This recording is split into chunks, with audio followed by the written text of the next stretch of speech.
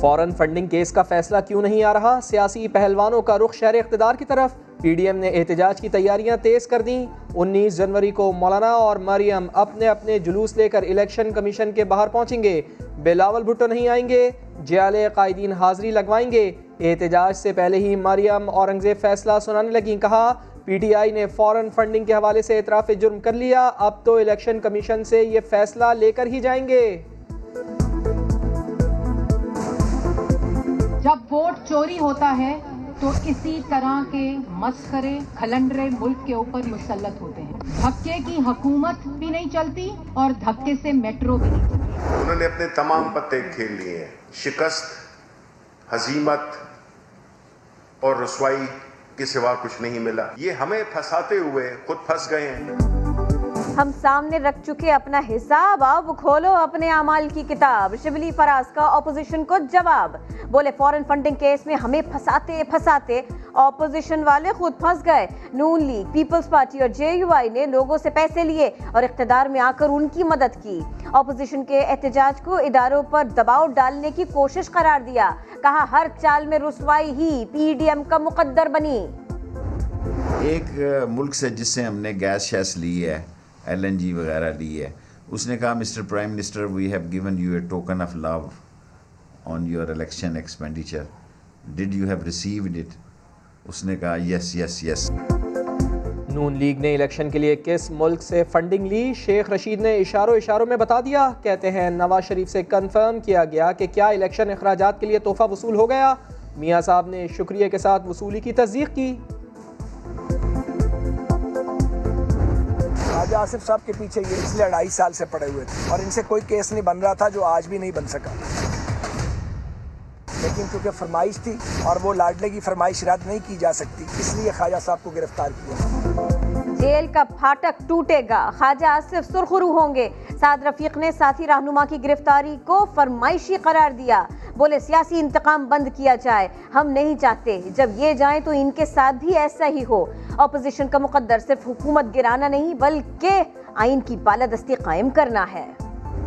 आज जब आपने मीडिया ने उनसे सवाल किया एस्टेब्लिशमेंट के हवाले से, उन्होंने उसका जवाब देने से गुरेज किया, तो मुझे ये जान के खुशी हुई कि सॉफ्टवेयर अपडेट हो गया। लोहे के चने चबाने वालों का सॉफ्टवेयर अपडेट हो गया। फिरदौस आशिक अवान ने ख्वाजा साद रफीक के इल्जामात का जवाब देते देते सवालात उठा दिए। पूछा, वो कौन सा मुकद्दस रिश्ता है कि ख्वाजा आसिफ ने एक अकाउंट में करोड़ों रुपए जमा कराए?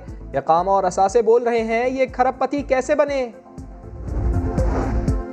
नैब को बदनाम करने के लिए हक़ाइक़ के खिलाफ मुहिम चलाई जा रही है। किसी किस्म के प्रोपेगेंडे के सामने नहीं झुकेंगे। चेयरमैन नैब जावेद इकबाल का दो टोक पैगाम। कहा, सलीम मांडवी वाला केस में इंसाफ होगा।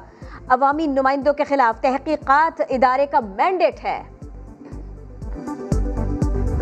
अपने आप को गिनवाने के लिए किसी भी हद तक जाएंगे। अगर तुम हमें सही गिन नहीं सकते तो हमें एक एक गोली मारो, हमारी जान ले लो।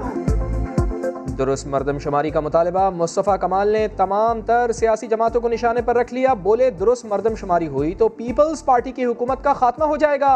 हुकूमत को मुखातिब किया, कहा, हमें सही गिन नहीं सकते तो गोली मार दो।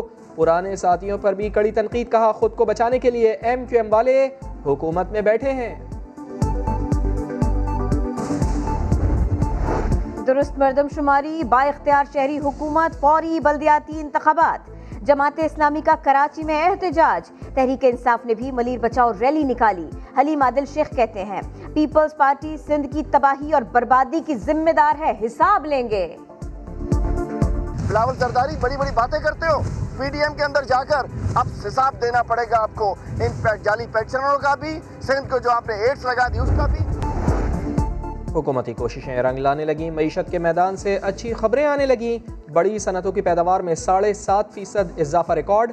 दिसंबर 2020 में 508 अरब रेवेन्यू जमा किया गया। करंट अकाउंट खसारे में 193% कमी। महंगाई भी 12.6% से कम होकर 8% की सतह पर आ गई। पेट्रोल की कीमतें बढ़ाने के बाद अवाम को महंगाई का एक और हाई वोल्ट झटका देने की तैयारियां। पावर डिवीजन ने बिजली की कीमत 2 रुपए फी यूनिट इजाफे की समरी तैयार कर ली। हतमी मंजूरी वफाकी काबीना देगी। जनूबी अफ्रीकी टीम के कोरोना टेस्ट मनफी आ गए। बायो सिक्योर बबल में प्रैक्टिस की इजाज़त मिलने पर प्रोटीज की कराची जिमखाना में 3 घंटे प्रैक्टिस, फील्डिंग, बॉलिंग और बैटिंग की मशक़ की।